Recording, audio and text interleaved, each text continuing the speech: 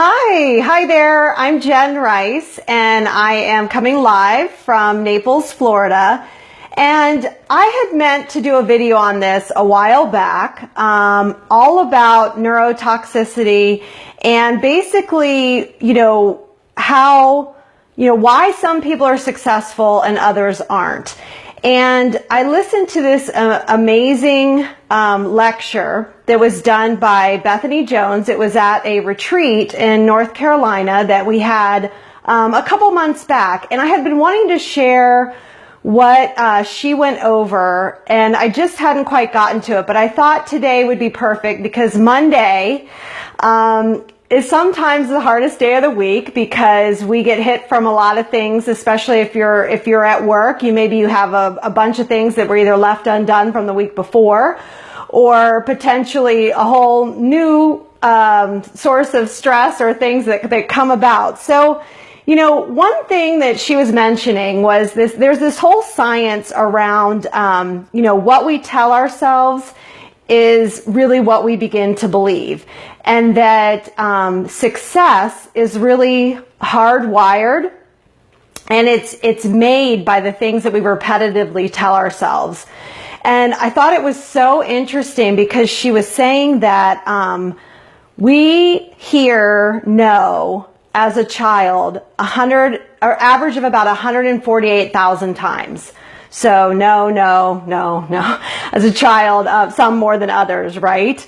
And that 77% of our programming is false, and it's actually like harmful, and that we have almost self-programmed these things. And really, there are two things that we're fearful of that we're just born and we have fear of. And one is loud noises, and the second one is falling. And everything else is just extra. It's just stuff that we kind of come about ourselves or make up in our minds, right? And so one really great thing that she was saying was that why are some people wired for success and others are not?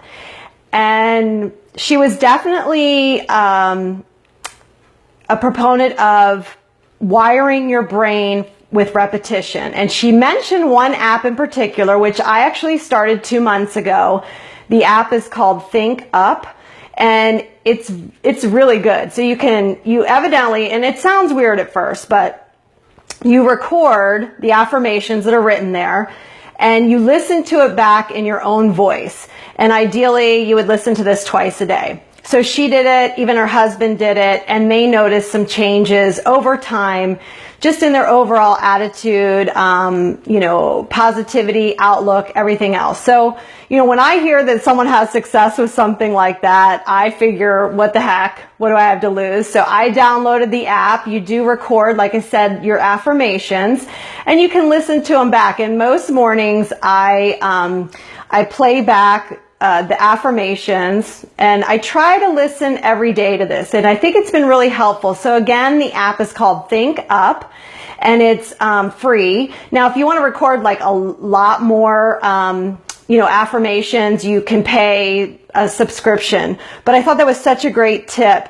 And of course, it does make total sense that if our self-talk is something that forms repetitive pathways, right? So the things we tell ourselves, if we're creating like little channels in our brain of self-talk, then we better make sure that what we're saying is something that we should be hearing to help us become better people, right? Or to do the things we want to do, not negative self-talk.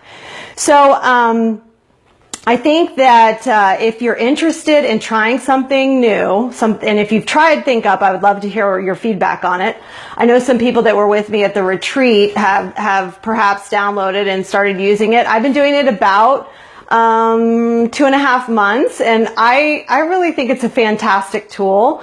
So, you know, if you want to share this with someone who might, you know, find value in using an app like that, please share this video. If you like this content, you can go over to Jenn Rice International, where I have a little bit more content like this over there on my business page. And I just really appreciate you guys watching. I hope your Monday was on point, and if it wasn't, there's always this app that can help us make those channels a little bit better. So you guys have a great night.